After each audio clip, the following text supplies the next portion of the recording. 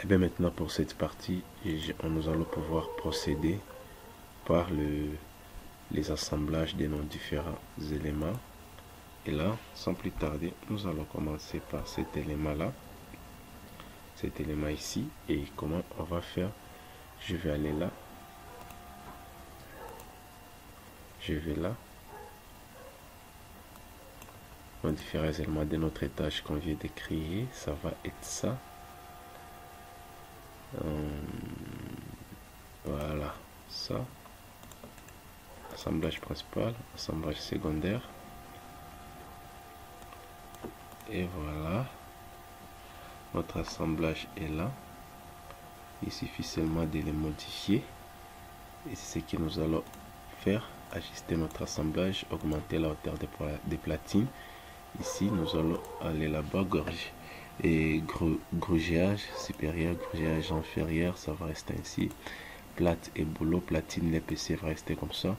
Nos boulots ici, ça va, on va rester avec les M16, ça va. Et le boulon horizontal, ça va rester comme ça. Pour le débord supérieur, là, je vais mettre 50. Voilà. Et là-bas aussi, je mets 50, je crois. Est-ce que c'est pas trop? Ouais, ça va rester à 25, je crois. Dans les cadres horizontales, les 25 là, c'est suffisant. Vertical. Pour le vertical, je vais mettre 3 boulons. Voilà. C'est ça, nos 3 boulons.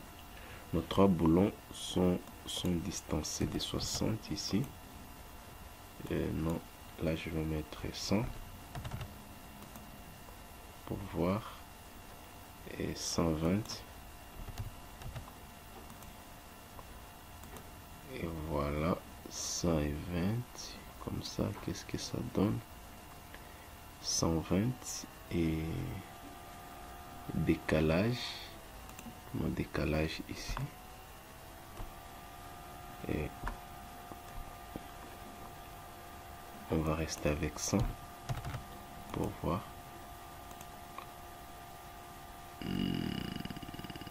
Ouais, ça peut être possible, donc je peux mettre 130 si je peux voir. Voilà, je mets 130, ça restait comme ça. Et puis quelle distance entre axe horizontal dans les sens horizontal? 7, 1, 2, 3, 4, 5, 6, 7. Ça va. L'anthrax qui est là, ça va. Décalage de la platine, ça va. Et le boulon, le M16, ça reste ainsi. Et voilà, nous allons rester avec cet assemblage comme ça. Et puis par après, nous allons faire une copie multiple de cet assemblage. Je vais aller là et copier l'assemblage. Je fais une copie multiple, clic 3. Je vais aller là-bas, je sélectionne ça. Je sélectionne ça. Je sélectionne ça, clic 3. Et puis je sélectionne cette poutre. Je sélectionne cette poutre. Et puis j'ai fait clic 3. Oh là là, qu'est-ce que ça me donne? Oui, il y a une petite erreur là-bas. Ok, je vais pouvoir modifier. Voilà, je peux juste reprendre. Je fais une copie multiple là. Un clic 3. Et puis je sélectionne ça par exemple. Et ça. Un clic 3. Et je sélectionne cet élément. Je crois. Clic 3, voilà, ça me donne ça. Et puis même chose ici, je vais là-bas, copie, assemblage principal, je vais là, et cet élément là, voilà, même chose ici, voilà. Après par après, je vais maintenant là, ces assemblages ici. Après ça, nous avons l'autre type d'assemblage là qui nécessite. Et là, qu'est-ce que nous allons faire pour cet assemblage? Est-ce que nous allons utiliser les platines? On va voir. Assemblage principal, assemblage secondaire. C'est possible.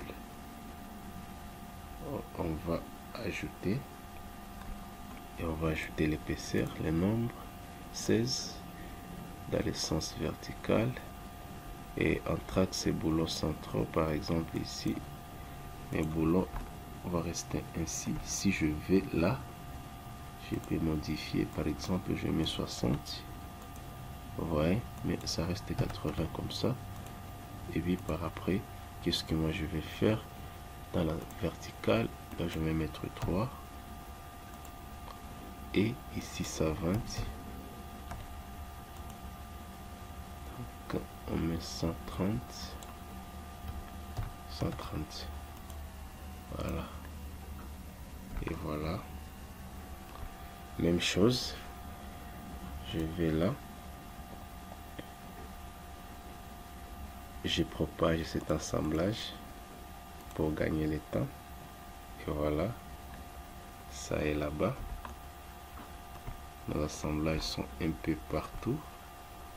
Et voilà, si je vais là, et conceptual, tu vas voir, l'assemblage est là, l'assemblage est là, l'assemblage est là, et l'assemblage est là.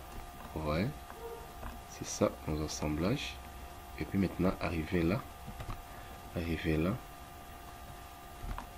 qu'est-ce que moi je vais faire? C'est ça, je vais faire cet assemblage là. Ça va être ça, je crois. Ça, non, ça cet assemblage, ouais, je mets ça, ça va être cool. Copier, coller, copie de notre assemblage, je vais là, voilà. Et cet assemblage, je vais les propager. Je vais voir ce boulot c'est combien. Je mets 16. Et puis par après, et je peux modifier les sens. Je vais là. Je clique là. Je vais modifier les sens. Côté gauche. Voilà. Du côté gauche de l'assemblage, je fais un clic droit. Propager l'assemblage. Et voilà. Nos assemblages sont là. Les longs de toute la structure. Voilà, ils sont là, les assemblages. Même chose ici aussi, je vais aller là. Je vais aller là, gestionnaire d'assemblage, le même assemblage là. Je vais là. Et assemblage principal, assemblage secondaire. Ça est là-bas. Et puis j'ai changé le côté. Assemblage côté gauche.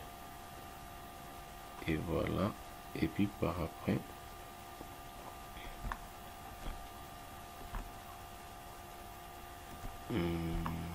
voilà, je vais là et puis je vais propager l'assemblage. Voilà. Et voilà, nos assemblages sont là. Je vois que ça me prend plus, c'est un peu.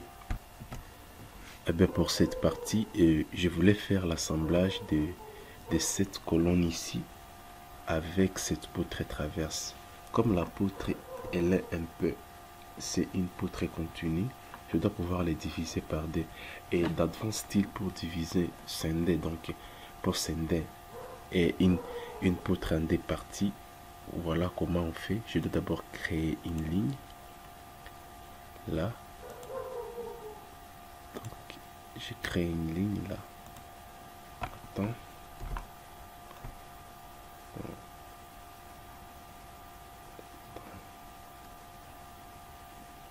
je vais là. Ça y est, ça se crée pas. Voilà, je vais là. Et puis là, qu'est-ce que je fais? Je vais changer ça. Je vais masquer. Et de là, moi je vais à partir de là mener une perpendiculaire à cette portrait là. Quand j'ai ça, c'est plus facile de diviser ma poutre. Alors je vais aller ici, là où on écrit, là-bas, dissocier le poutre. Je vais là, j'écris sur ma poutre, j'ai fait entrer. Et puis par après, j'ai cliqué sur cet élément ici sur un point, là-bas, l'extrémité, et puis j'ai fait entrer. Et voilà, ma poutre est divisée en D. Tu vois, déjà, ils sont scindés. Après, maintenant, je dois pouvoir procéder par cet assemblage. L'assemblage là, de cet élément. Donc, poteau et traverse, ces deux traverses. Je vais là, assemblage principal, assemblage secondaire, je vais là. Et voilà. Voilà notre élément, il est là. Alors, ce que je dois faire ici seulement, c'est l'ajuster. Je vais aller là, général. L'espace entre les éléments, ça va rester comme ça. Tôle, notre tôle, et on va essayer un peu de faire une projection. Par exemple, je mets 25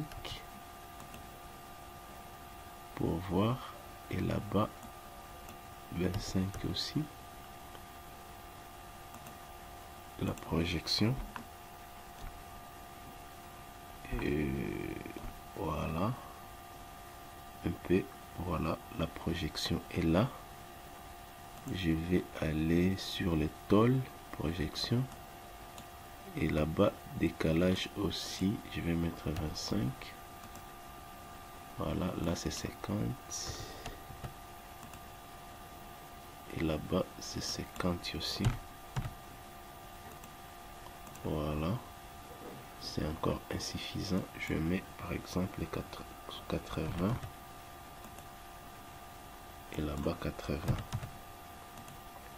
Et voilà, notre élément il est là, assemblé. Voilà l'assemblage qui est là, tu vois. Et puis maintenant, je dois voir les entraxes avec mes boulots. Je vais aller sur le boulon, c'est toujours le M16, boulot transversal, nombre, ça va rester comme ça. Je vais pas mettre les dés, mais c'est un seul boulot là. Je vais aller là-bas, distance intermédiaire, par exemple, si je mets 80, je vais voir. Là, j'essaie un peu de les retenir encore avec cette distance là, et si je mets, je reste avec 100, ça reste ainsi. Autre décalage centre, non, ça va rester comme ça. Je crois que ça va ainsi. Et voilà, maintenant après la même opération, donc je vais la faire là. C'est juste que je fais une copie. Je vais faire une copie. Je fais une copie de là vers là. Ok. Et si je rentre là, je vais voir ça. Voilà, ça est là. Il suffit seulement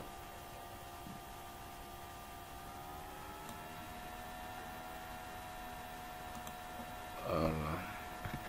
Oh, moi-même je peux encore une fois tracer ici. Et là-bas.